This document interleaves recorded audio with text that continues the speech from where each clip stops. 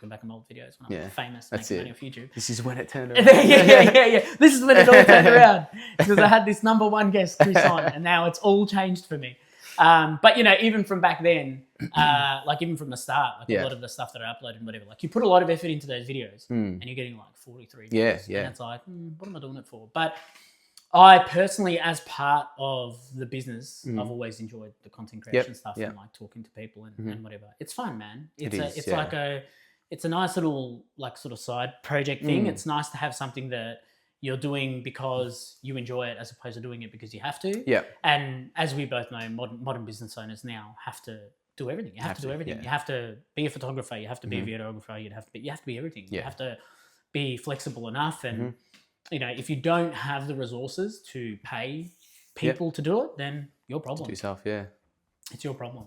100%. So, it's I think now is a good time for me to kind of come back to that. And I'm looking forward to making more content with everything, really. Like I've got this sort of little window for the next couple of weeks where I'm able to produce a little bit more. Nice, and I've been pretty lucky with Nico was good. Yep. Got a ride around at Nico and then got a ride around at Doridor. So that was cool. Doridore.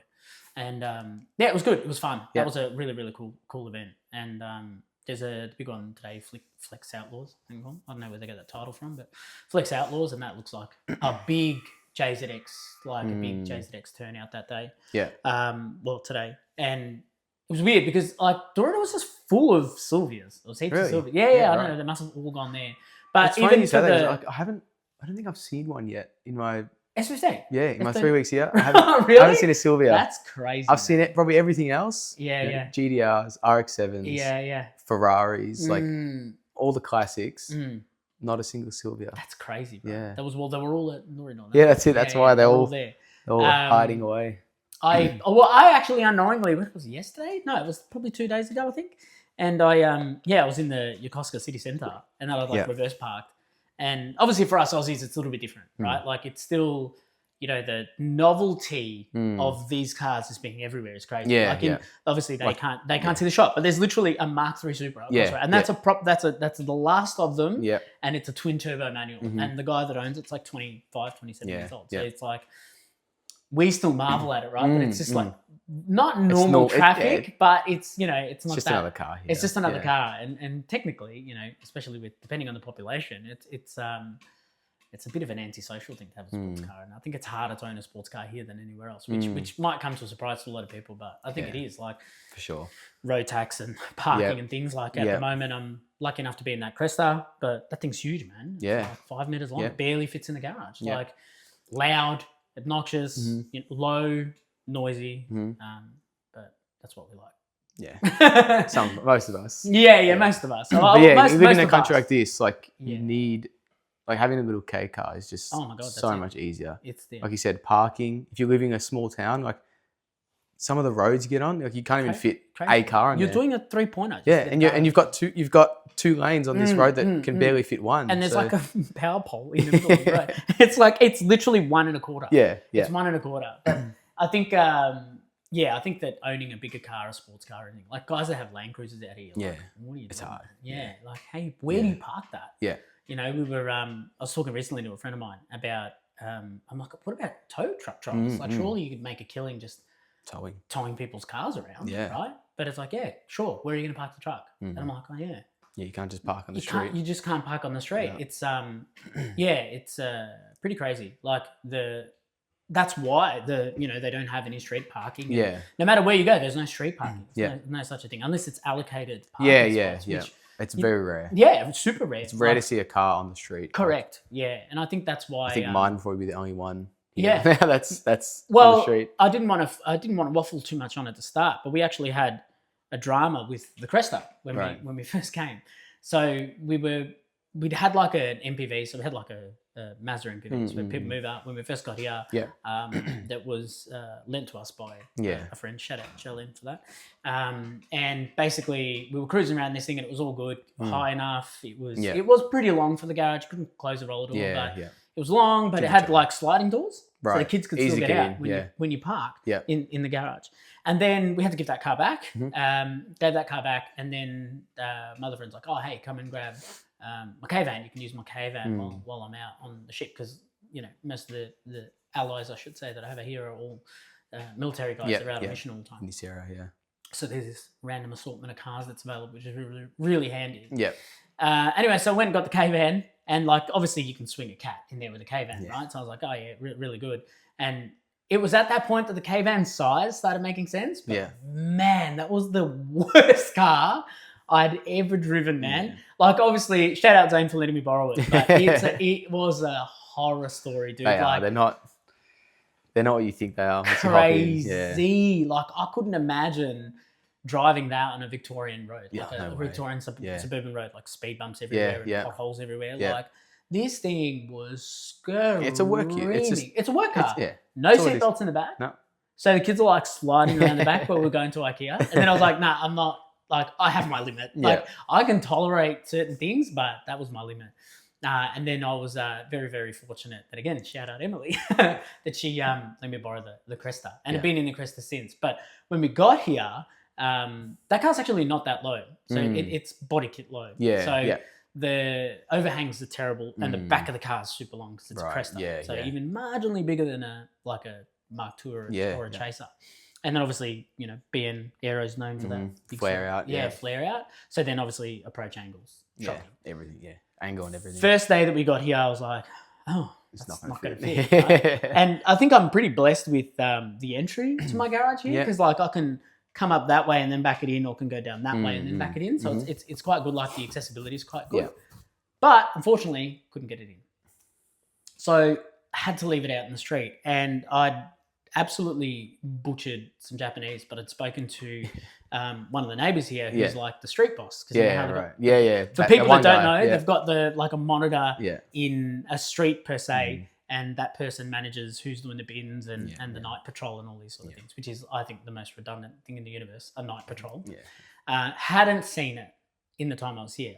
And so she's like, I'll write you a letter, put it on your windshield and just leave the car in the street and try and get it in tomorrow. Couldn't get the car in. And so I had to engineer a solution for it. And then I was like, I'll leave it out in the street. And then that night I heard that the patrol, at the time I didn't know what it was, but they walk around as they do the patrol. I don't know if this is the same everywhere in Japan, but they walk around and they're sort of just knocking these sticks to let everybody know. There was just 16 elderly people patrolling the street. I'm never seen something more intimidating in my life. And I'm like, all right, cool, whatever. And then they walk past the car and obviously I'd left a note there. So I was like, it's going to be all right. It should be all right, Turns out it wasn't. So then about 30 minutes later, I had a knock on the door and the police had come. Oh, wow. Yeah. So the police had come and they're like, hey, look, we saw the note. We appreciate you've gone to the effort to get a note, whatever. But the car can't stay there. So you'll just need to move it up the road. And I'm like, oh, yeah, cool, no worries. So they checked my license, did all the due diligence. I'm like, yeah, sure. I've got nothing to hide. Make trouble, I'm not going to make any trouble. I just moved here. This was literally I don't know, the second week I was here.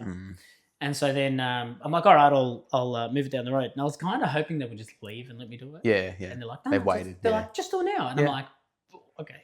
And I'd had the silencers that were clamped into the eagles because this thing's straight pipe from the cat back. Yeah. Turn this thing on. Whoa! It was, even with the silence, probably they don't do much. And I'm backing it out, and they're literally guiding me out. They're going to shoot me as soon as I get out of this car. Because we're being indoctrinated with Victorian Highway Patrol. Every time we see a cop, we just think they're going to defect. That's right. It's straight up. It's crazy, man. The level they've got something up against modified cars. 100%. That's all it is. 100%. So then the conversation went really well. Nihongo wa amari hanasimasen. And they're like, oh, Nihongo do. The typical. And I'm like, no, it's no good. But they enjoyed it, and they were like, oh, I think he also butchered English. So it was good because he was butchering English as badly as I was butchering the Japanese. And he was like, oh, you've got good charisma. I'm like, man, no worries, man. So that was all good. That worked out.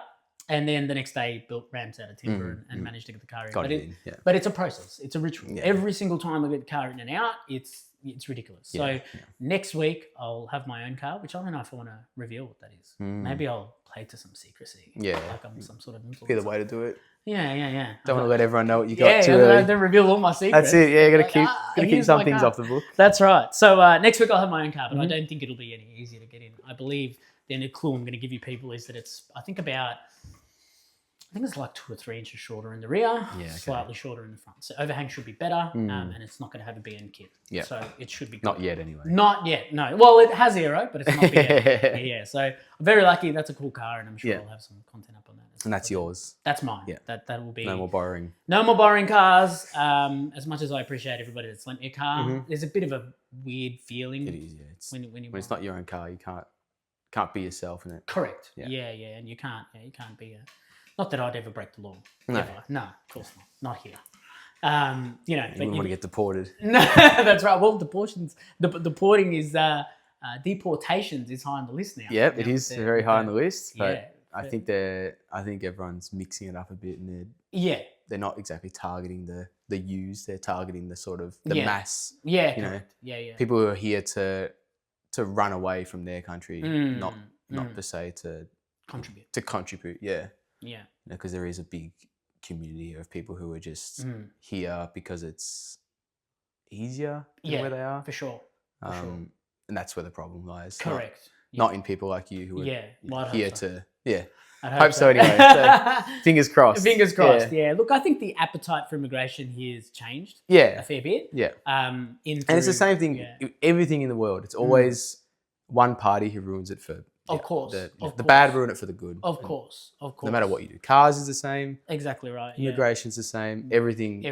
Yeah. It always has one bad egg in it. That's it. It does ruin it. So, I think through my journey here with the visas and attempting to figure out the long-term strategy has been, like literally now have bounced between 3 different visa contracts. Yeah, it's stressful. Not because of being declined per se, but it's like, I don't necessarily have a solution that is straightforward and whatever. So I've had to really reach out and lean on a lot of people in my time, a short time here. But it's crazy how the universe puts you in front of the right people at the right time, and you kind of end up making friends and things like that. So I'm pretty comfortable now, although it's been an immensely stressful thing. Yeah.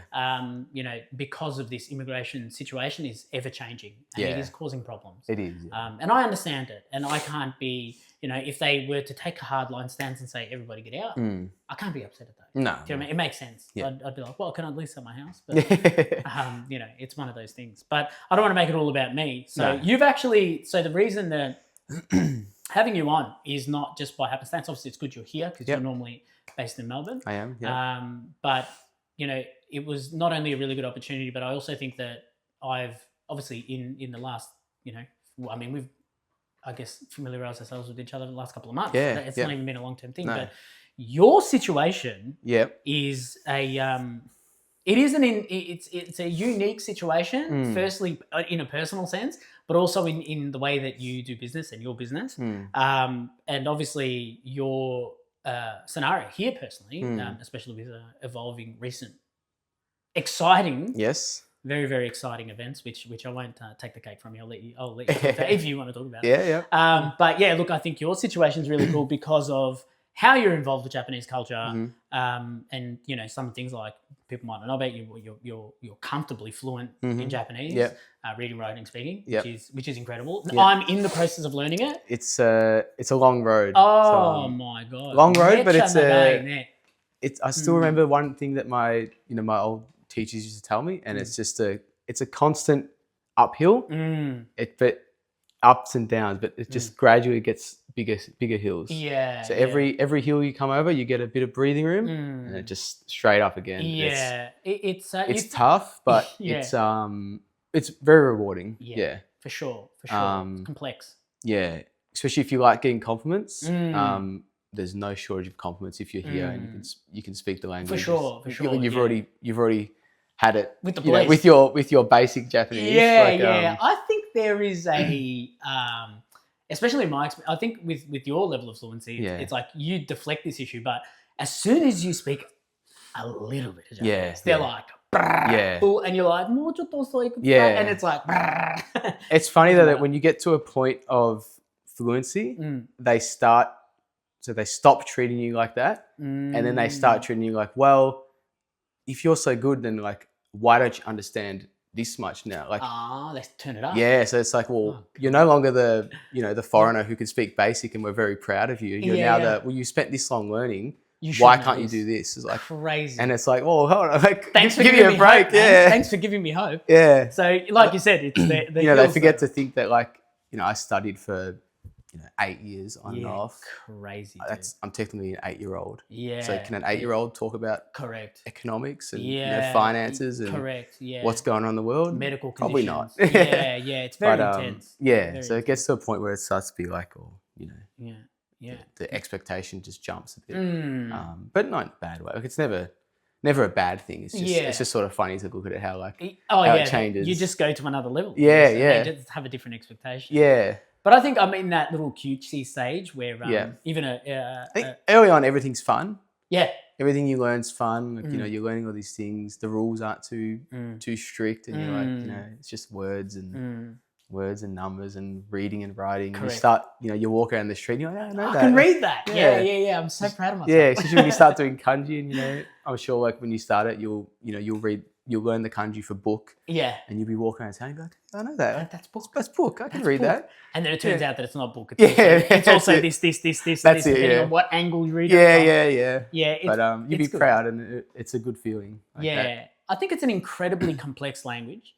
I don't think it would be much less difficult than Chinese, which is a similar sort of structure, but obviously tonal dependent. Yep. And they've got their own rules and much more, I guess, kanji style characters and whatever. I think that would be, a totally different challenge. But I enjoy it. I speak a little bit of Spanish, a little bit of German. Yeah. And I mean, like, Spanish, I'm not fluent, like political level fluent, but I'm fluent enough. Enough to talk to your parents. Enough to talk to my parents. It was a Latin American background, so I had to know something. Yeah. And just sort of real basic, where's the toilet type level fluency in Romanian, Serbian, German. Oh, nice, yeah. And those ones, because they follow the same structure, right? They're saying, like, it's cold outside. Same as English, right? And then German, Spanish, Yep. and English are all the same. Most follow the same structure, yeah. And then Japanese just turns you upside down. It's totally the other way around. Or you can just say one word. Yeah. And then it's like, samui. Like, it's whatever. That's what it is. So, look, it's been a fun journey for me, but I couldn't imagine 8 years. So, fluency is one of your things. Yeah. You're obviously in, which we've discussed on a personal level, a pretty saturated market, which is import stuff in Australia, which is saturated only because it's been around for so long. But I like your approach to it.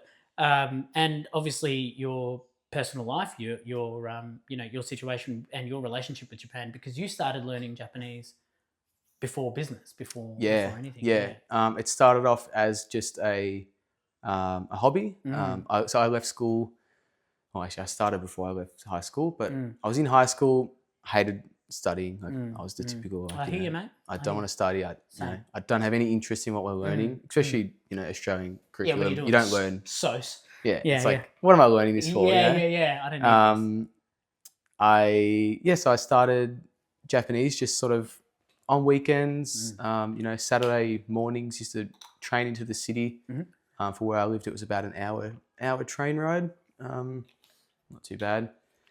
And then, it started as that, just purely because my cousin was doing it in his high school. Oh, cool. And he was quite a academic person and he wanted to do better.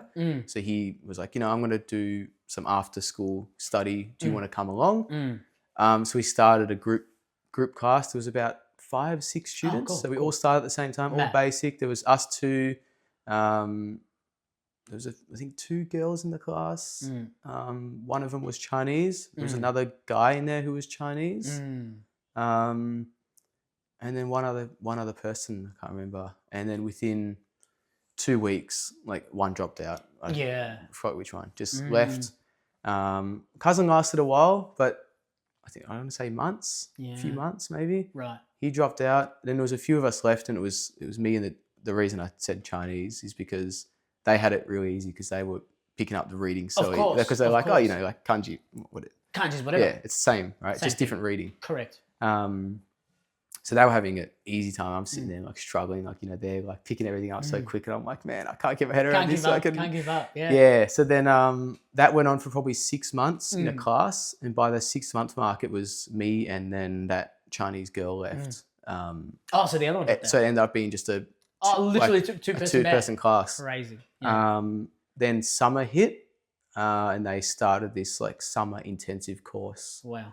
Which was just over the school holidays, 8 weeks, whatever it is. Yeah. It's just 2 times a week, 2 hours, so 4 hours a week. Wow. Study. And she's, so my teacher came up to me and said, do you want to sign up for this?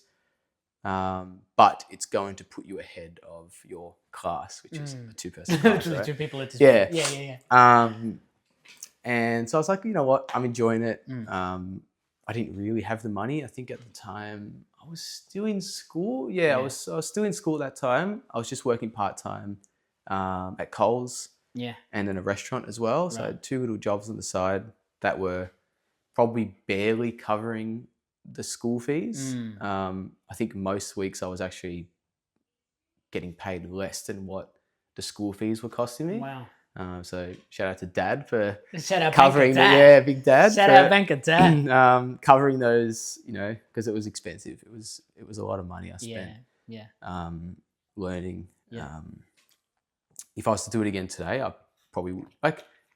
I feel like people today are really lucky to have all this technology. Oh, ChatGPT is the best thing ever. Like, yeah, if I had ChatGPT when I started learning, Crazy. I wouldn't have gone to school. The thing about ChatGPT is that it's a teacher that never gets tired. Yeah. And you just learn whenever you want. Yeah. And then it's, for me. And it's good to have that one-on-one though. And I think Yeah. that's probably why I did get so fluent I wouldn't say quickly, but like. No, but I think there's also levels. You need to talk it as well. You do need to use I've learned so much in being Yeah. So much. Like I've actually realised that everything I've learned means nothing. Yeah. Everything in the way that I've learned it. Yeah. I was what was the actual the moment? Oh, that's right. We were talking about gunte. Yeah. Gloves. Because I was talking to a friend of mine. Shout out Tucker for showing me this. But we went out and we were talking about the exhaust, right? Because we were talking about the Cresta being so loud. Yeah. And he's like, oh, gunte aru. And I was like, what do you mean? I'm like, firstly, what's gunte? Like, what is that? And he was telling me it's this white work glove. And I'm like, I really don't know what the fuck's going on. Right? Like, what are you saying? And he's like, no, the gloves, we get the gloves and we cram them into the exhaust and then we put the silencer in front of it. And that totally shuts them up. And then I'm like, oh, but you're saying, like, gunte arimasu ka? And he's like, no, why would you say it like that? You're saying gunte aru. And I was like, so why have I learned it that way? Yeah. Why did I go down this path of learning it that way when I could have just learned that? But if you don't understand the most, you won't understand the least. And that's been the biggest lesson for me here. Yeah. In the way that people have been talking to them. And obviously the circles that I'm in are, a little bit more casual, a little bit slangier because of the, I guess the sense of like the automotive space. And we get away with it because we're foreigners. So we're not expected to be as formal. Correct. So I always say to people, if you're going to learn Japanese just because you want to get around, day to day, speak to people on the street, just like basic, just learn casual because it's a lot easier to learn and nobody cares if you, if you got to them and say, something, good aru instead of arimasu ka. They're not going to care. They don't care, It's not going to be that big of a deal for them. Yeah, a lot of people just let it. It's like, oh, he's a foreigner. Like he doesn't understand. I like that there is that little bit of a foreigner card you can play here. And I'm obviously in a more, I'm going to say, foreigner friendly area because obviously there's a big saturation of military personnel here. And so they're used to it. They're used to it, like some of the family marts, they halfway through like to be like, "Irashaimase," and then they see me and they're like, "Oh, welcome." Come on, mate, you don't have to change it. Yeah, come on, keep it. I like the Irashaimase. It makes me feel special. Keep it Japanese. But you will talk to them in Japanese and they'll still respond in English. But I think you just keep kind of trying and I think being around people casually. There's that thing.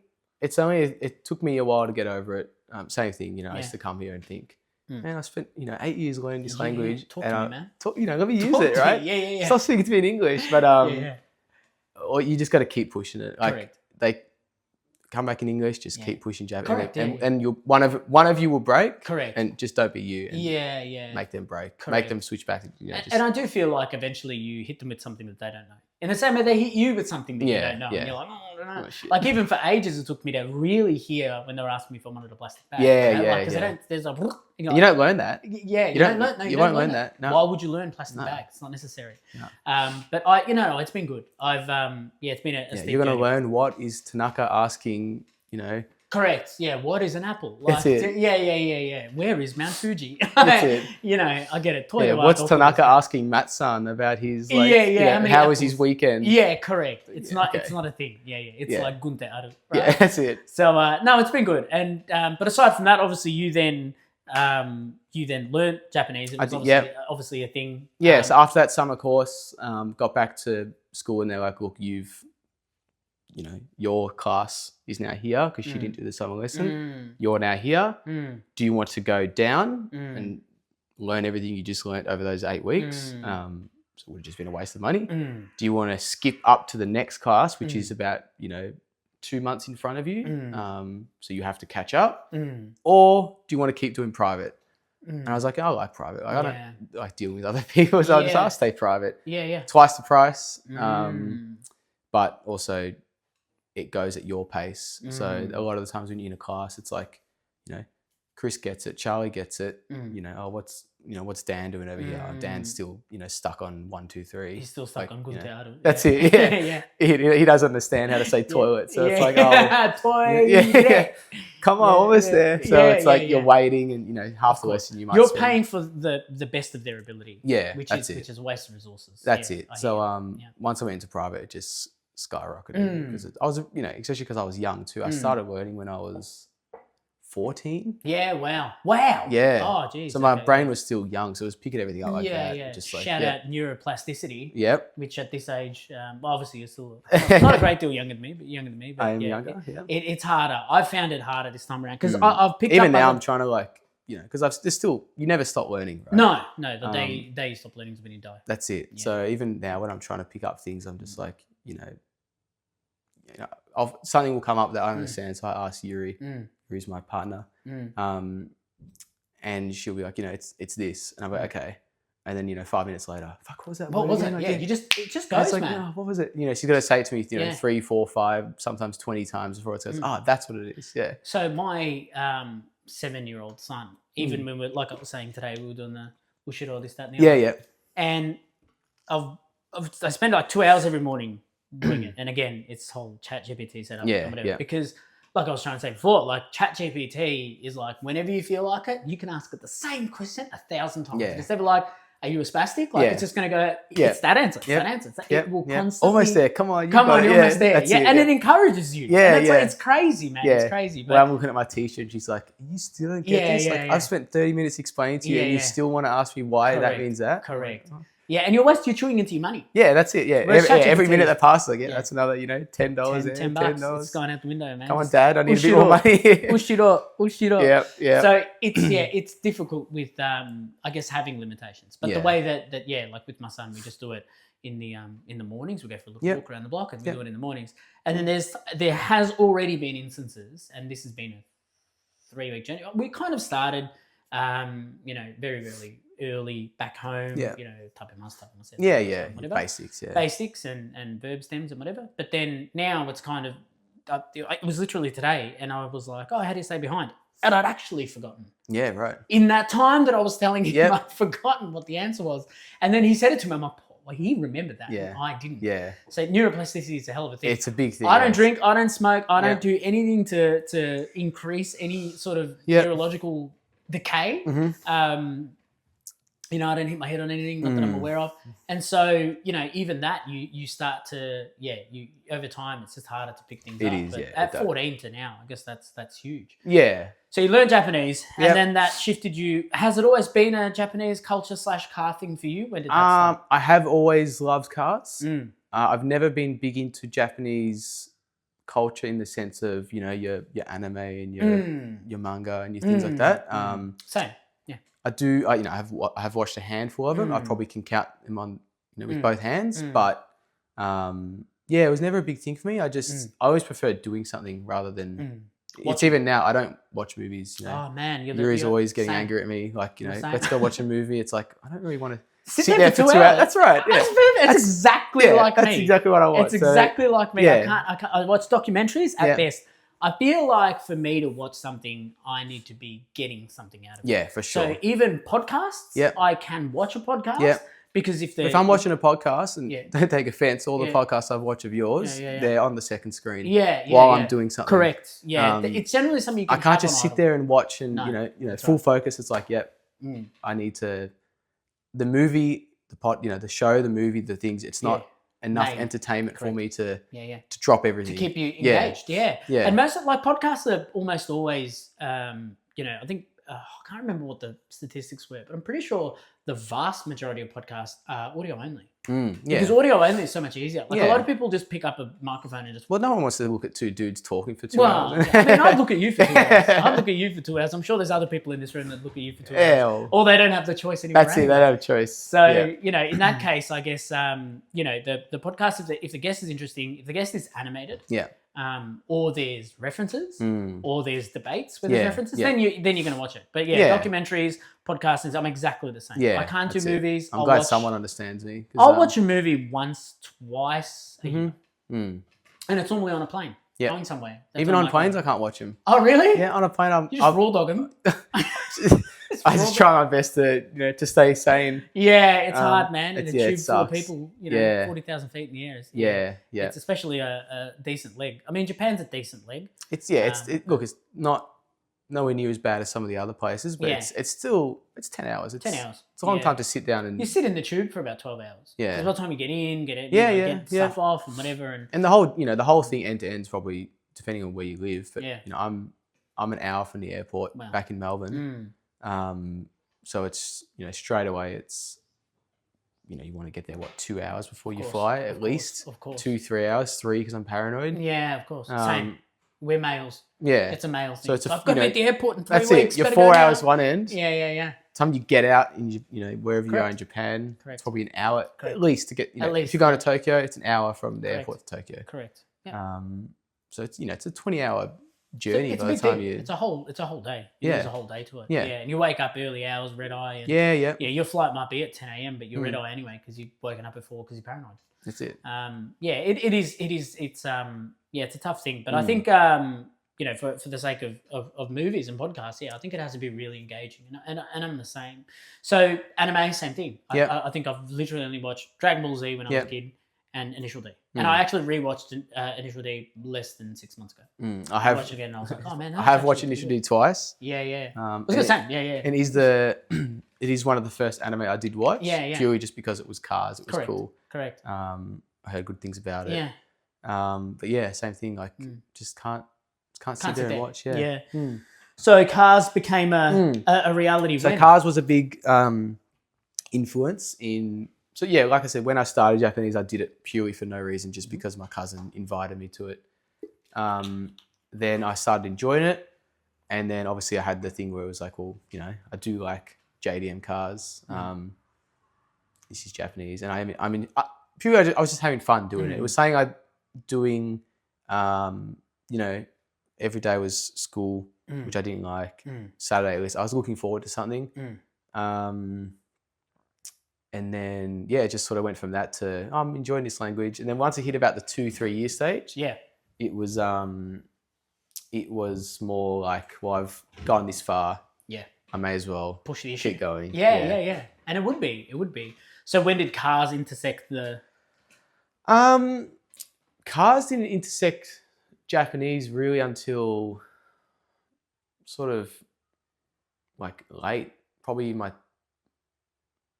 I started driving. Yeah. So not till I was 18, 19. My first car, which was a DC5 Integra. Perfect. So you're a Honda person? Yeah, I do like a Honda. It was the first place we'll disagree. Yeah. DC5. Yeah. Cool car. I like Hondas because they're.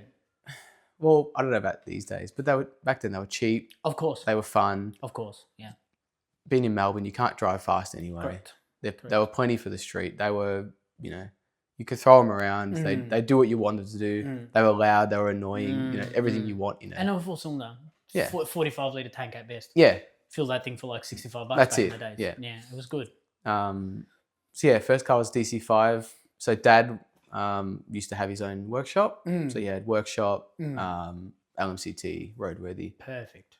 So he was always buying, selling cars, going to auctions, doing all that. So we were surrounded by cars. My oldest brother was also a car mechanic. They did work together for a period of time.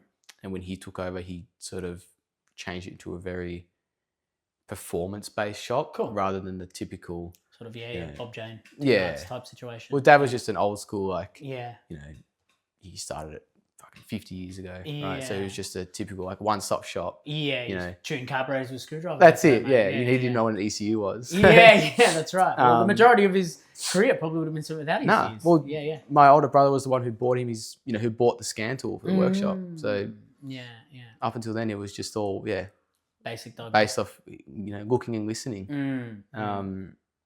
So and then I was surrounded by cars most of my life.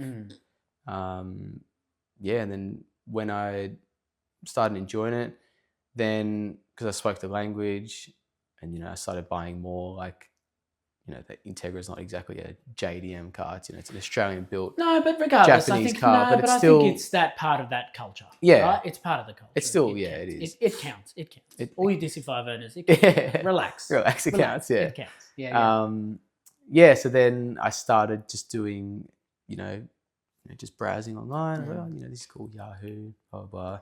Couldn't really do much with it back then though, because I was young and pretty dumb as well. So we all were. Yeah, just used to browse and fuck around, and then my first trip to Japan was really like the eye opener. Yeah. Of sort of like I can do something. Was when I got here. Well, so before that is I met Yuri, which is my partner, now fiance. Yeah, you said it, right? That's it. Engaged as of yesterday. So just behind the camera. Congratulations. It's amazing. Good step. Congratulations. Yeah. Excellent. Yeah, so that was pretty exciting. Yeah. So when we met, I was already pretty much fluent in Japanese. So has she always agreed with your fluency? Does she think you're fluent? I hope so. Good enough. Yeah, good enough. She probably has to squint when she listens to what do you do? Oh, that's what you're trying to That's what you mean. Yeah, I'll take it. Yeah, that'll pass. Yeah. No. So we I think that's probably what seduced her when I walked up to her. Of course, an Italian stud. That's it. Yeah. Japanese. It doesn't get any better than that. That's it. So it's about as exotic as it gets. Yeah. Excellent. Best of both worlds. Best of both worlds. That's right. Yeah. And then so we went to Japan together for the first time, and it was a pretty typical first time overseas. It was a pretty touristy trip. Like, we did all 50,000 steps a day. Yeah, and she's obviously got. So she's Japanese. She's got all her family here. So there's a lot of visiting the family and doing things, bits and pieces here, doing all the touristy stuff. Of course, Disneyland XYZ. Yeah. It was fun, and then the same year I went back again.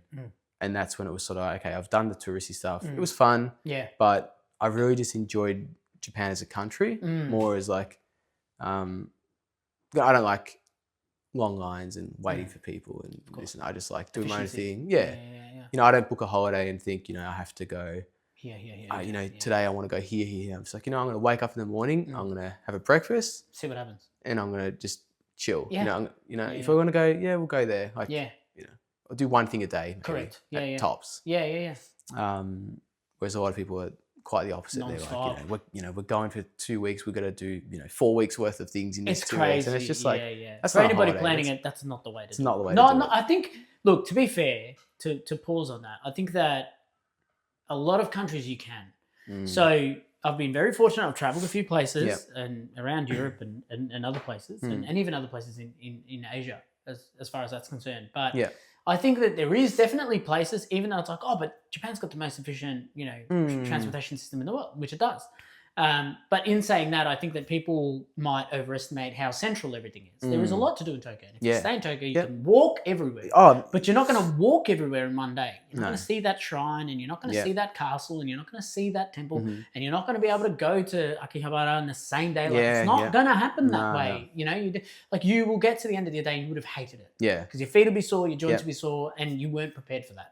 So if you're an ultra runner, yes. If you're not an ultra runner, pick one thing, and that's if you're going for 2 weeks, maybe pick Yeah. 3 cities at tops. At tops, Yeah. tops, yeah. I hear people who come and they go, yeah, I'm going to Tokyo, go. Osaka, and Nagoya. Yeah, You're it's like, where are you? How? When? Yeah. When are you doing that? Are you here for 3 months? You're spending half the trip on sitting in the Shinkansen. Yeah, It's like, yeah. what are you doing? It's crazy, dude. Looking at it from a window. I had somebody ask me about it yesterday, and like, oh, where do you recommend in Osaka? And believe it or not, to beggars believe, I have not ventured past Nagoya.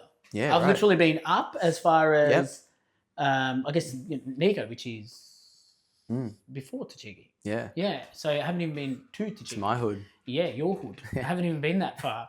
So, from there to there, that's my bracket. Yeah. There's so many things I have not seen. Nothing, yeah. I've seen nothing yet, and I've been fortunate enough to be here once, twice a year for the last couple of years, and I've now obviously being here. It's like, every day you can pick a thing. But we went to see the Sky Bridge. Fuji sits behind the bridge out that way. That's a 2-hour drive.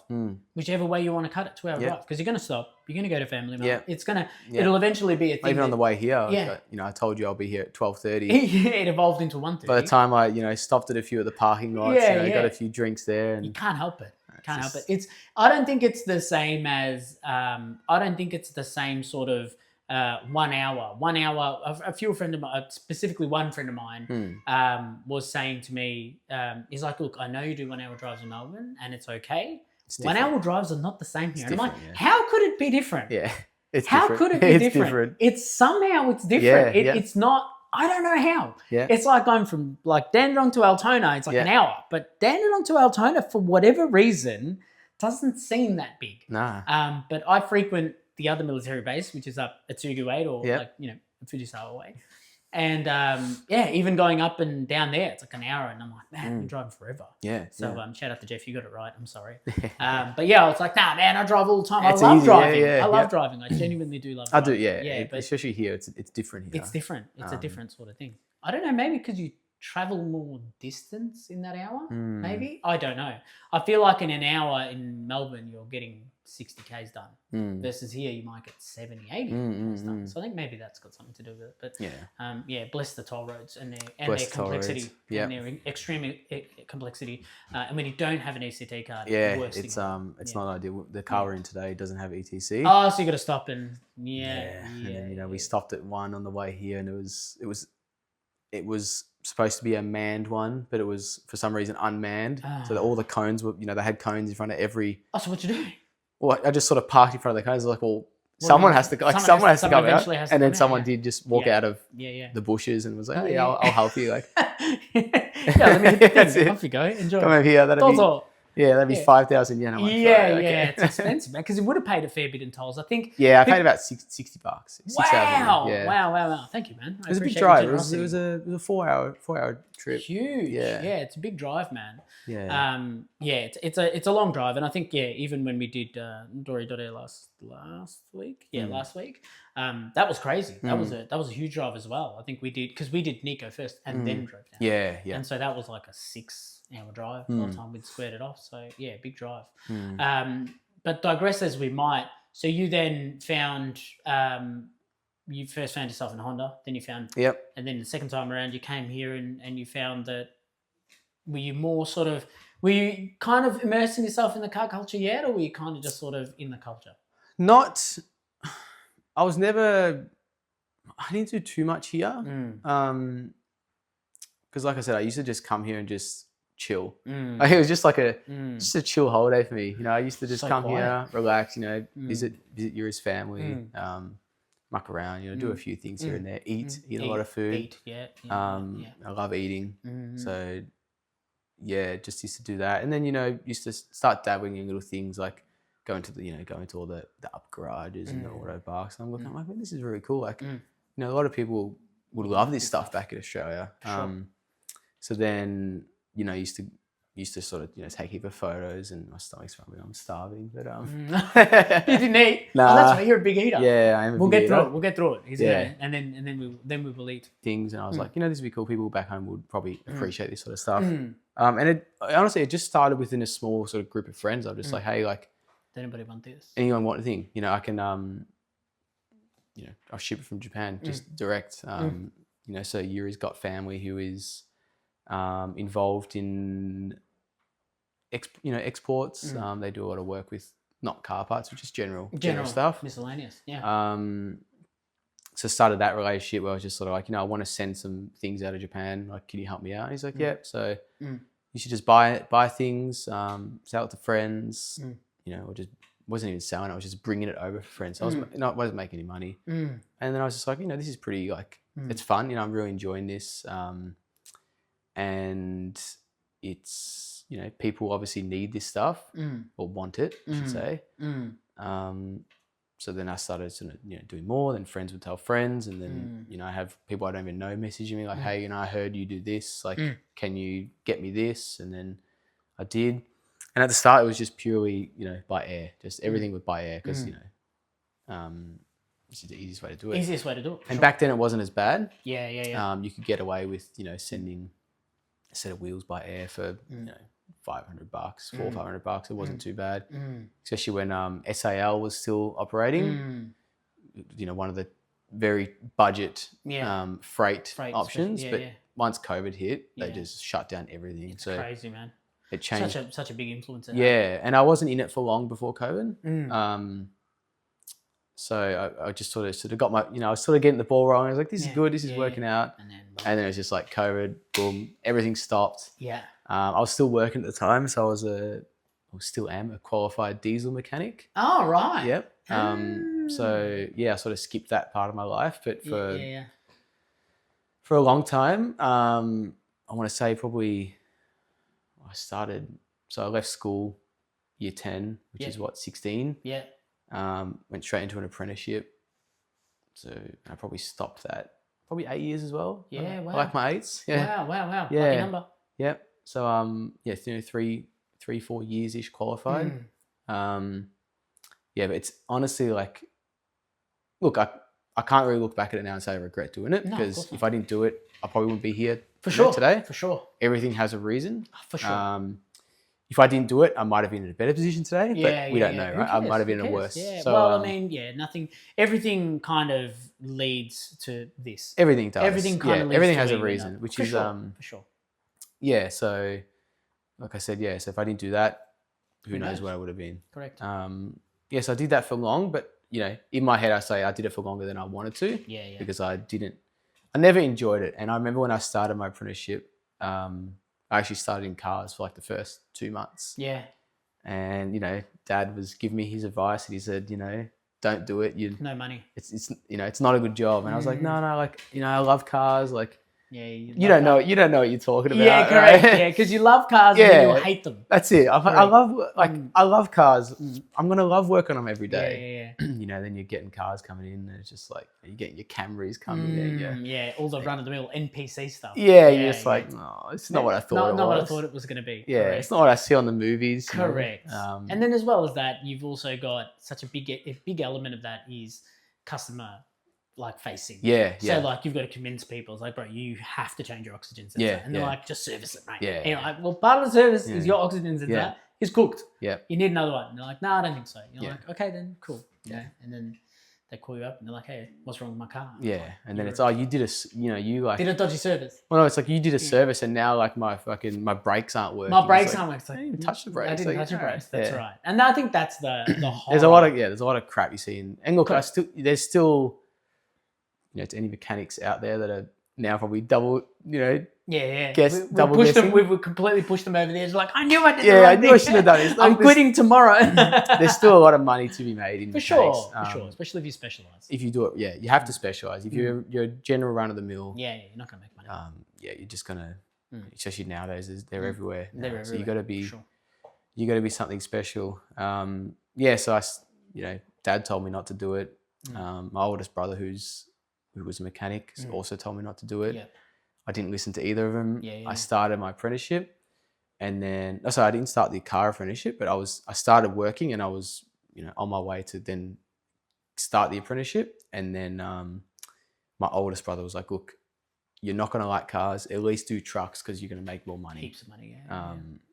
So I listened to him. For once. Yeah, for once, and then I started trucks pretty much a few weeks later. I just finished year, went to start trucks, and then just went from there. And then as I was still doing trucks, I was still learning Japanese at the time. Crazy. at least I could afford it myself, which was of course. a good feeling. Yeah, for sure. Yeah, no longer relying on Bank of Dad. Bank of Dad. Yeah. Shout out Bank of Dad. Thanks, Dad.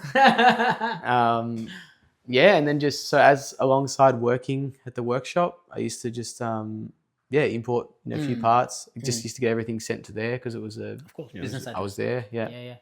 And then just slowly more and more and more, and then it got to a point where, after COVID, so during COVID it was pretty much dead quiet. And at the time it was just a hobby as well. Correct. So I was just like, I was just chilling. I was still working. I still had a decent wage coming through. Essential.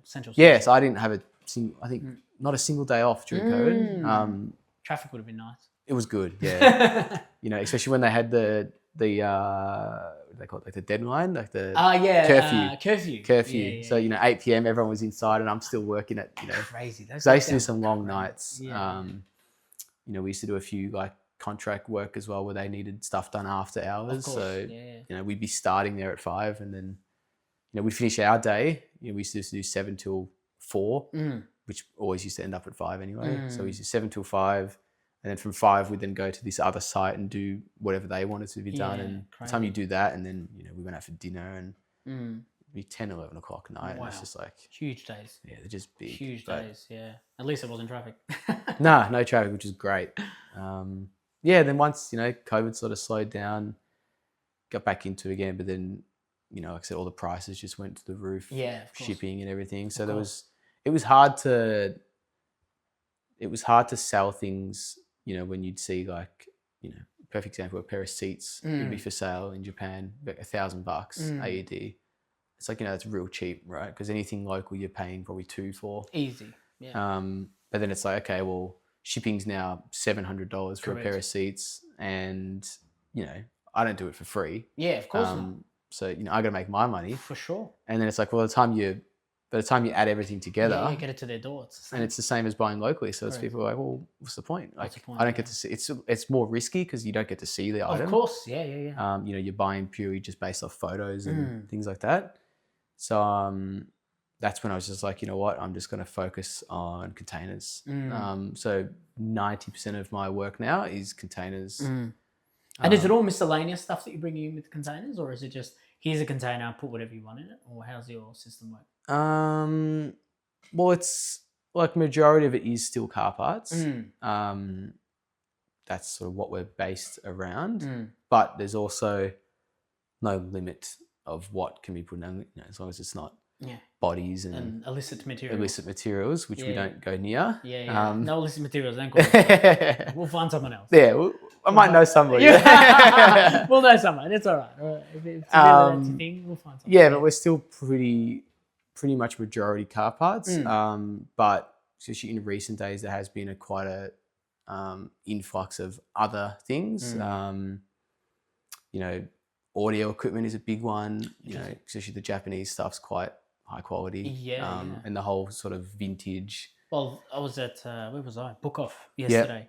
And there was like Marantz amplifiers. Yeah. And they were literally like $100. Yeah. What are you talking about? I mean, we spoke about that. Yeah, we were there, yeah. And I was just like, wow, dude, like everything's so cheap. I was saying, import Max. That's it. So you make money there. Like, unbelievable how cheap it is, because their thrifting is so intense here. Yeah. And everything is kept in such good nick. Like, it's not a bad buy. Well, I needed car stuff's probably the worst. Car is definitely one of the worst. Yeah. I went to one of the seats. second-hand clothes stores in Osaka while I was there, because I bought just summer clothes because it was hot. I didn't, and I don't plan when I go away. I'm just like, it's going to be 30 degrees for... I'm going to pack 13 pairs of underwear in case I shit myself. Yep, and that's all I need. Yeah. And then I'm here, I'm like, man, why did I not pack this? Like, what was I thinking?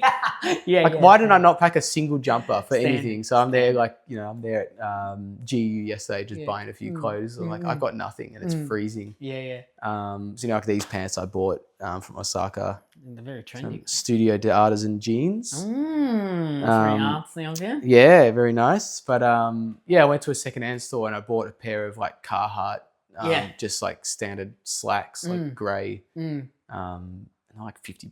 Yeah, dude. And they were like brand new. New condition. Yeah, I'm like, this is great. Like, suits new buyer. Yeah, that's it. Everything in the thrift stores is like suits new buyer. Yeah. And it's like, how, like, it's only when they've got the junk stuff. Like, Yeah, and yeah. even, I guess, yeah. And actually, when we went, last time we went to 2nd Street, and I found that lens. I'm like, that's it. I'll take that. Yeah, I'll have that lens. No color. Unbelievable. Oh, that's all right. And I've still got it. And I used it a couple of times. Nothing wrong with it. There you go. So you take your chances with thrifting stuff. But I do think, which leads me on to the next thing, because obviously you're in the import game, but there's many people doing the import game. And the reason I said I like the way that you do it is because it is a little bit more focused in, you tend to find what you like. So I think in every single podcast so far, shout out Daniel Muldridge. I think for some reason he's always come up in all my podcasts. Yeah. But as as he's been titled and correctly so, he's kind of in his own little niche. He does sort of small boy wheels. He does all the odds and ends and nicks and knacks that people like. He also kind of does. I think he actually, even on his when we did the episode with him, he was saying like, I just bring in what I like. Like, it's just what I like. Versus you kind of stay in your lane with what you like. You have a style and you kind of have a window of things that you like. And so are you finding now that you are bringing in more things that are of your flavor, or are you filling stuff because people are asking for it? There's a bit of both. And I think everyone will be the same. There's always going to be things like you can't, you can't make it 100% about yourself, because not everyone's got the same taste as you. Of course, yeah. But there's a lot of things in there that is my, flavor. my style. Not to offend Dan, but I'm not a small wheel boy. Yeah, so there's enough people doing it. Over 18 inches. That's all. That's all I touch. That's all that counts. 18 up. That's it. 18 and up. Maybe a 17. But it has to be cool. worth it. Yeah, that's it. Yeah, it has to be worth it. Yeah. But yeah, that I do a lot of motorbikes now. Yeah.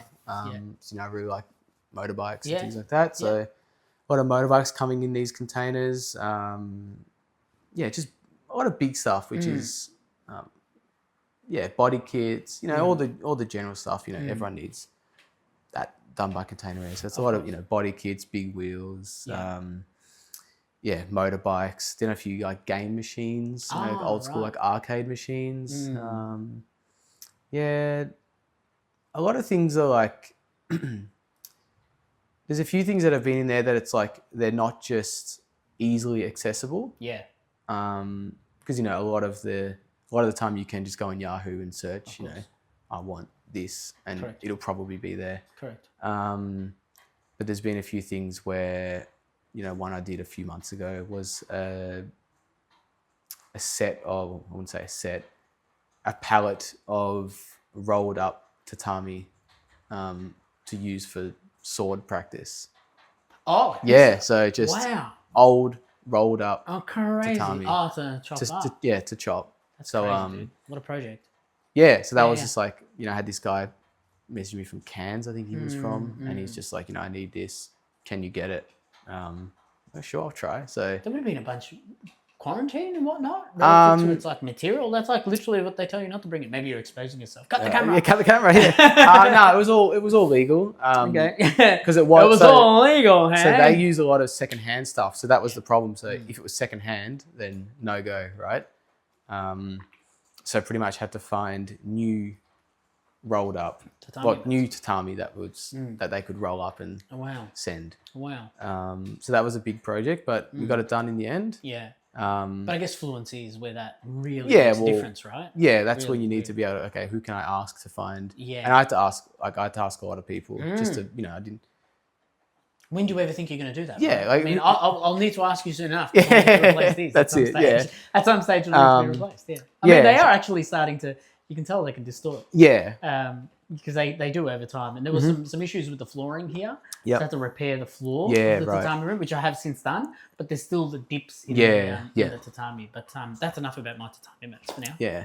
But speaking of the tatami mats, it is a nice change of scenery from your usual. It is, yeah. It's huge, man. We've done that's right. I thought that no car in the background. But... No car in the background. Yes, so I've got to either find out. I mean, obviously, when I get my own sort of workshop space and whatever, that'll probably kind of revert to that. But the acoustics in that factory sucked, and the acoustics in here probably aren't the best, Amazing, but they're much probably better better than what they were. yeah. Yeah.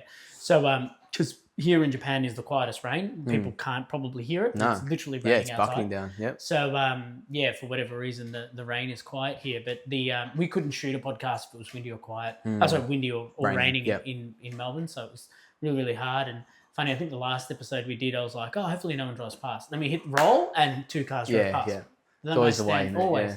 So it is a little bit different. I did want to kind of do it more intimately in the tatami room, but I think this sort of little space has worked out okay. Yeah. So over time the scenery will change back, but it is a very welcome change. Japan's been, even though you can come here 1,000 times, it's different when you live here. Yeah. Because you're resolving living issues. Yeah. So you're talking about.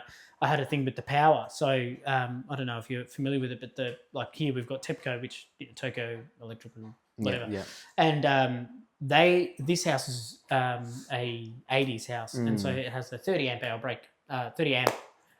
Breaker, yeah. Right, and it will get interesting, I promise. But basically, what happens was we would have like 2 appliances on, and the power would go out. Oh, right, yeah. And I'm like, what's going on? I watched the switchboard when it happened. No breakers would flip. Yeah, and I'm like, what's going on here? And so then 2-3 seconds later, bang, everything turns back on. Like, I couldn't figure it out. And so then we got a new AC. As you do, you update the AC and you do a couple of bits and pieces. Then you got a dry runs through the aircon and bang, power goes out. I'm like, we can't live like this. Yeah. So we got through to my real estate agent, who's been an angel. Like honestly, like couldn't have done this without her. She's been amazing. Shout out Kiyomi. She's been amazing. And I'm like, hey, we've got this issue. And she's like, oh, what's happening? I explained to her what's happening. And she's like, oh, send me a picture of your power board and whatever. So we did that. And you can see this got a 30 amp hour thing. And I'm like, well, it's got a 60 amp from the street, 30 amp from the board. What's going on? It must be bottlenecking there. But it was never flipping the switch. Turns out here, they have a smart meter. So it doesn't matter if you're connecting your power with them, they'll replace your meter with the smart meter.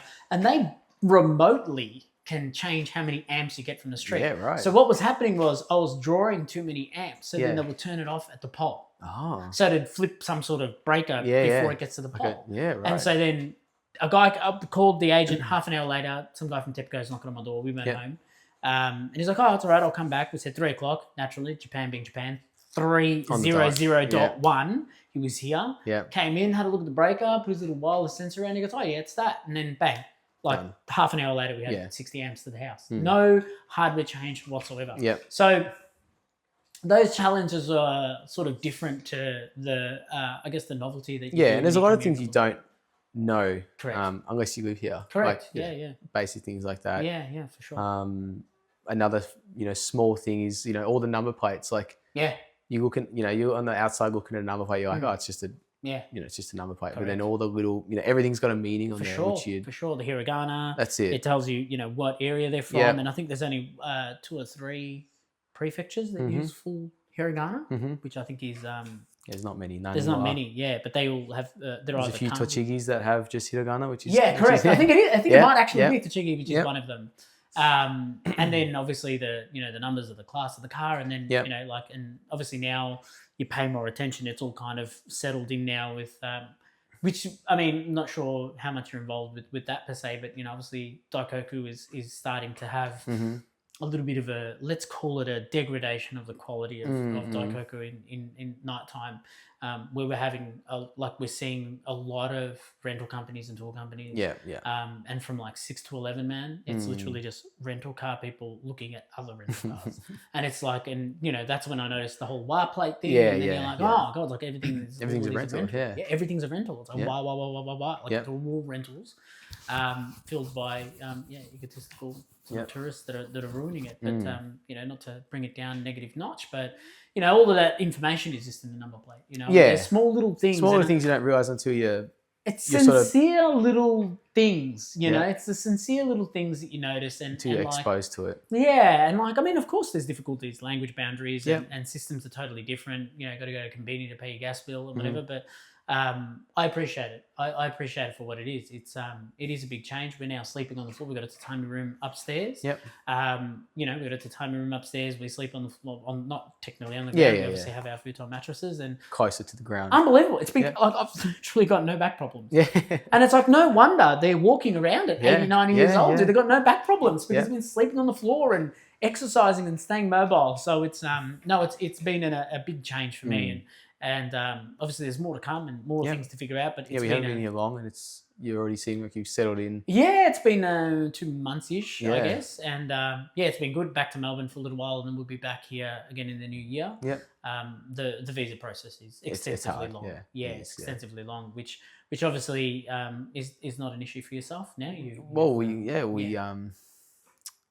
Hopefully not. Yeah, I don't think so. Well, I mean, as you are engaged, which is a big thing, and then obviously that normally precedes in a marriage. Yes. And in that case, obviously that completely bypasses that, which puts you in a really good position. That's what I was saying earlier at the start of the podcast. Obviously, it's interesting for you because you've got it all worked out. Like, and it's almost as if it's all the cards fell. Aligned, because you speak the language, then you met someone that you genuinely love and get along with, and then you enjoy the culture for what it is, you enjoy the cast for what it is, and then now you've kind of got this ability that should part of your story be here, you've got the opportunity to do so. And I think we kind of loosely spoke about it when we first were out for delicious garlic gyoza. Yep.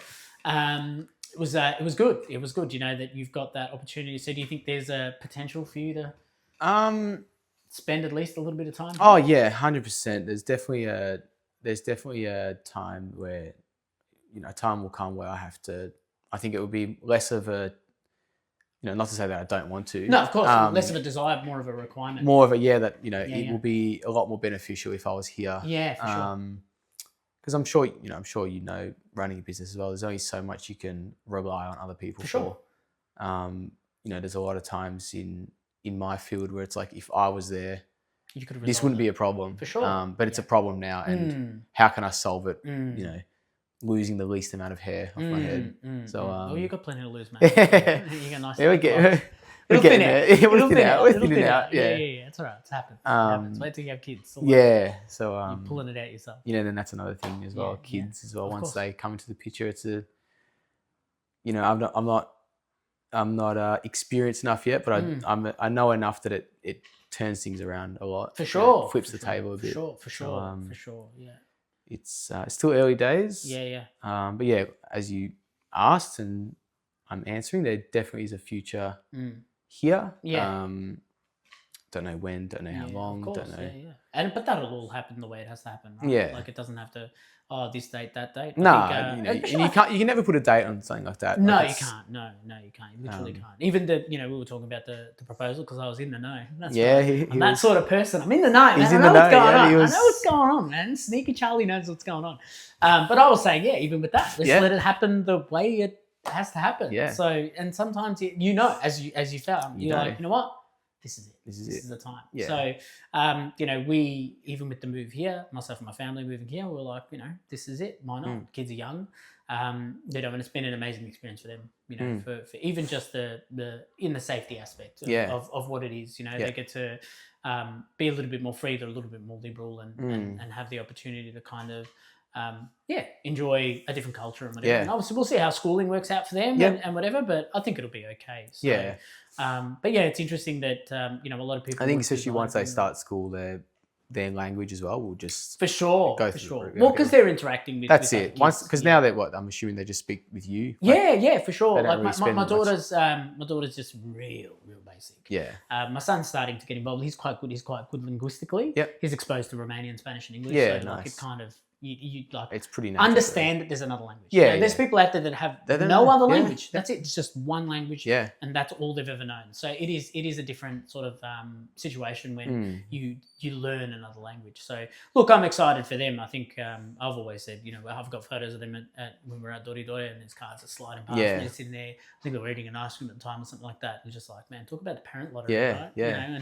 And I think my parents migrated to Australia in the 80s, and that was a different Australia back then. And it was good for us to have that opportunity and whatever. I was born there, I should say. I'm so used to saying born here. Yeah. But they were born. My brothers were born,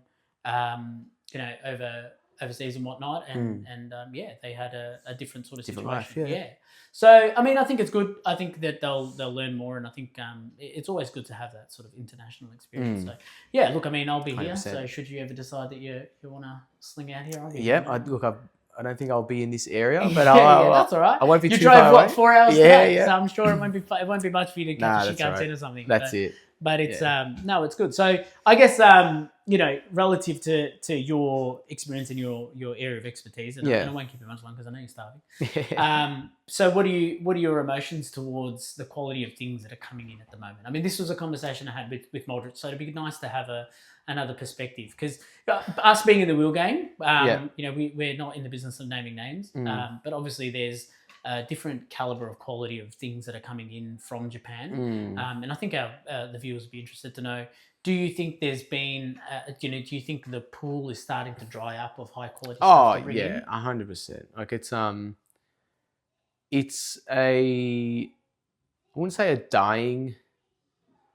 dying, but it's definitely evolving. And it's like everything, like the cars as well. You used to be able to pick up a GDR for under 10,000, and now you can't touch it with 100,000. Yeah, that's not even going to get it shipped. Yeah. So I think things are just not as approachable as they were. Yeah. But yeah, it's definitely thinning out. Yeah. And do you think you're finding there's less to find in that space? Like, say, because I mean, I think a lot of people kind of sit in that now mid 90s, mid 2000s pocket right now. GTCs are coming back to popularity. And there's a whole thing going on now where people are, I see it a lot where if people have, had their cars for say 20 years and they've evolved it into this, really, good example of a car, but it's, body kit, big wheels, a lot of camber, it doesn't look how it was. And then a lot of people are thinking, well, I want to bring it back to a nice OEM plus look. Correct. Like a good example. Yeah, OEM plus is massive, so there's a lot of that now, people trying to go back to OEM. Yeah. And it's hard these days because those OEM parts are no longer available.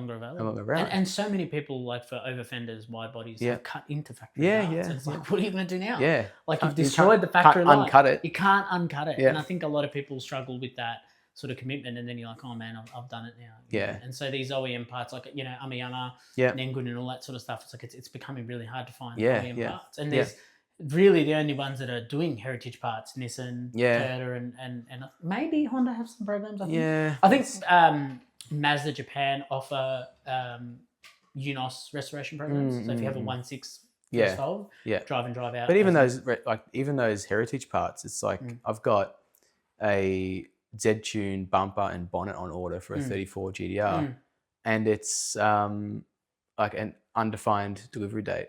Just, it'll come when it comes. Yeah, it comes when it comes. Yeah, it's like how are you supposed to quote that? Like, when's it going to come? Like, sometime. And I would assume full carbon. So I'm going to look at this. Yeah. I'm assuming full carbon. Yeah. So then that's a thing. Like, stuff like that. It's fragile. It takes forever. Yeah. And like someone's spending decent money because I know what they're worth. Yeah. We were talking about that on a friend's car at Corridor. Ones we built a big Minervas for. And we're talking about the bonnet and like, I'm not spending 20 grand on the front end of a car, fenders and a bonnet, and then shipped and whatever. Yeah. It's ridiculous. It's a lot of cash. Yeah. So are you kind of dabbling more in that sort of thing now, do you think, or is it still a mixed bag? It's still a pretty wide variety, but I'd like to say I like focusing more on the needs than the wants, because the needs are always, when people are desperate, they don't have a choice, right? Correct. Not in a bad way, but it's just sort of like, wants is like, do I really need to spend 20,000 on a front end of my car? That's right. 100%. When I can get a Chinese copy for a quarter of the price. Yeah. These days the stuff that comes out of China is pretty good. Dude. Quality stuff. And it all comes from the same place. It all comes from the same place. Look, I think one of the big revelations to a lot of people they don't understand is the lips and barrels. I'm pretty sure lips and barrels for work wheels is supplied by Chinese manufacturers. People don't want to believe that. Yeah, it's just under their umbrella. Chinese lips under the factory. They are Chinese, yeah. Chinese lips, and there's everything comes out of China. Yep. And I think China are having that nice. I guess they're having that nice crest and that peak now.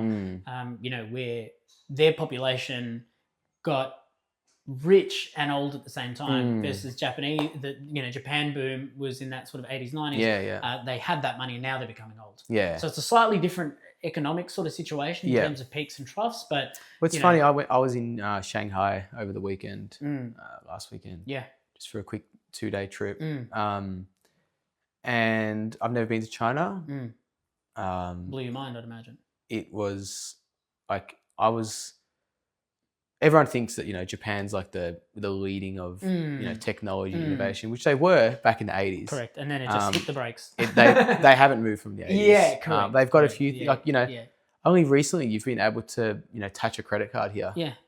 Which I'm still surprised about now. I'm going to shops and it's like, man, I can just tap a phone. Touchy desu ka? That's it. You're not used to it here. And they're like excited. Yeah. They're like, you I want to can use this new machine. Come, touch your card, touchy. But I was in China and like, I think I can say that China's probably the most advanced technology in the world. Yep. The problem is there's so many people that it sort of overloaded. It overloads and it sort of hides the fact that they're so advanced. They're just keeping up with that population. Yeah. With their level of technology. Yeah. So Simon spends like a very basic example was the taxi, the cab driver had they have their apps, because you can't use all your Google and things like that over there. So they've got all their own apps and WeChat's the big dog over there. WeChat and WePay. WeChat's everything over there. So they had their map app. And something as simple as the map knows when the light is green. Yeah. There is a traffic light on the app that says you've got 20 seconds left of your red light and it's counting down for you. So it's crazy, dude. 5 more seconds is going green. So something as good as that, it's like, man, like that's crazy. And I think people when they come here, I think because for the longest time the regard has been that Japan is so ahead. Yeah. So and I think that they only tend to improve systems when they need to be improved. The buses are fine, the trains are fine, don't change it. Yeah. Like even paying cash is fine, don't change it. Like AVE, I don't know how they pronounce it here, but AVE, the grocery chain, all cash. Yep. Every single one of them's cash. And you're like, is there something wrong with that? Absolutely not. No. Because it's the whole mindset of it. If it's not broke, don't fix it. Don't fix it. Yeah. And look, I still think, not trying to win any Japanese votes here, but I do think that the balance. We've gone past it, and now we want to go back to it. Yeah. Now we want to go back. I think it's more. It's more like we miss that sort of that system, and and not saying anything's wrong with Japan, but there's a few things that you hear and you look at and you just sort of think, really, you could have done better than that. Yeah. Like I still send emails out to companies looking to buy stuff, and it's like, yep. Here's your fax number. Yeah, send us a fax with your with your request, with your business letterhead, and we'll sort it out. It's like, really? Like, you're going to make me do all that? Yeah. It is. The fax thing, I think, blows people away. But let's talk about what happened with Asahi a couple of weeks back. Yeah. The Asahi bottling company, as we know it, they had a cyber attack of some description. And they're like, pay us this ransom amount and we'll bring your whole back end down. And they're like, we don't need it. No. Yeah. And they literally continue trading as per usual. Problem. Yeah. Because everyone's still got a fax machine. That's it. Yeah. Fax orders. That's it. It'll blow the dust off. Limited. Yeah, it was literally limited capacity. Yeah. And then by the time they recovered it. Yeah, we're back to business. Back to business. Yeah. Man. So look, there's pros and cons. Pros and cons. Simon spends a bit of time in China. I can imagine China if they had a network down and you could do nothing. Like, cameras, banking. Everything. That's the first place I've been that I was I didn't feel comfortable walking out alone because I didn't know how to pay for anything. I'm walking there with my Visa card, which nobody accepts, and no cash in my wallet. Yeah. I'm just like, how am I going to buy a drink? How am I going to buy something to eat? Correct. Like, it's a totally different thing. I can't even use Google to get back to the hotel because you can't use Google. Yeah. Yeah. So we had Simon. I remember Simon hadn't been there for a little while. Simon being my business partner. Yeah. And he hadn't been there for a little while, and then he went back. He started going back more frequently now, and he went back and he was like showing me videos, and he's like, "Dude, this is like ridiculous." And and everything's WePay, WeChat. Like you walk in, they scan you on your way in, scan you on your way. You just take what you need, man. It's just debited. That's it. Like, you can't commit a crime. Nah. The difference in safety here is that in Japan, no one's going to commit a crime. And the difference there is that even if they do commit a crime, they'll catch you. They'll catch you in half an hour. That's it. So you don't want to do it because you're I was walking the street and I even said to Yuri, I'm like, there's cameras everywhere. Everywhere. Everywhere I look, there's a camera looking at me. Yeah, 100%. And I think that. And a lot of people will say that's a bad thing because it's all that whole. But the safety thing. How are you going to keep that many people? Safe? Yeah. Impossible. And there is a lot of people. There is so many people. I used to think Japan's building. Yeah, we spoke about the other day how you're driving through Tokyo and there's just buildings everywhere. Everywhere. We went up top of one of the Shanghai tallest buildings in Shanghai. Yeah. I couldn't see grass. Yeah, no. I could not see a single speck of natural grassland. It was just like there might have been a city park. Yeah. But no forest. Yeah. It was just buildings and nothing small, all big buildings. Yeah. And you think about that's one city. Yeah, that's Shanghai. That's Shanghai. Yeah. And the rest of it. And it's like there's so many people there. So of course you have to have an adequate monitoring system. That's right. So look, I think it's starting to become a little bit more open to Western society. How far ahead China are, and China, look, in most instances aren't necessarily in a position where they can or want to cause any issues globally. They just want to grow, man. And like any other country. Every country wants to grow. And look, China are going through a similar thing to what Japan did through the 80s and 90s. So the big boom is happening for them. And again, that's what leads us back to what we were talking about. Any dumb device that comes out of China is going to be as good, if not if as good or better than what's available as a dumb device by the manufacturers. Digital stuff and technology, I think, is still lagging in some ways. But these microphones that we're using today, you're commenting on the quality of them, and they're an incredible alternative to Rhodes. We use these now versus the Rhodes, and they've been perfect. Nothing wrong with Rode, but nothing wrong with Rode. No, not at all. But like the sound cancelling on this is amazing. The battery life is amazing. Like the way that it interacts, the Bluetooth quality signal, everything is amazing. So we've been happy with it, and there's a massive things that are coming. Yeah, there is.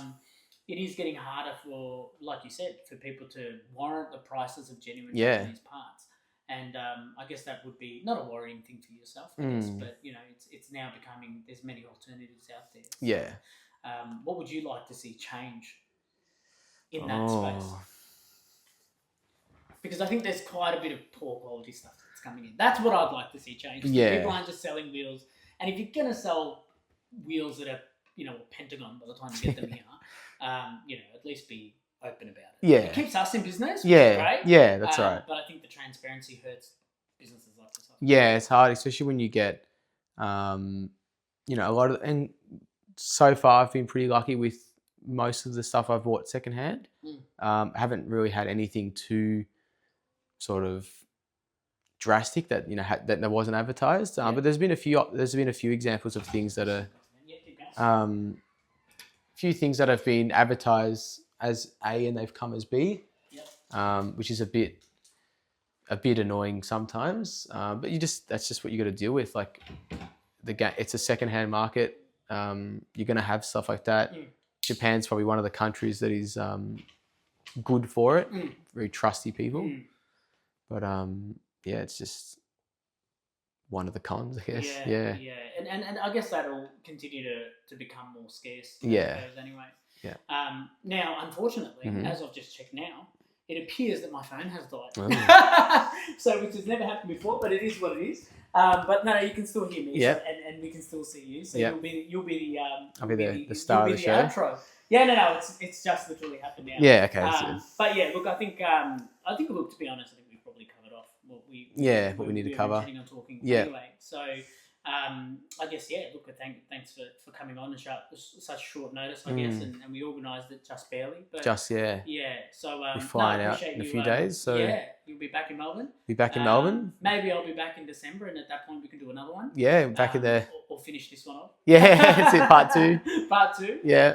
But no, I appreciate you coming on. Thank you for thanks for housing me. Yeah. No, now you can eat now too. Yeah. Thank you for coming all the way down here and sitting patiently while we get through it. That's it. Yeah. But yeah, look, thanks for coming on, man. We appreciate having you on.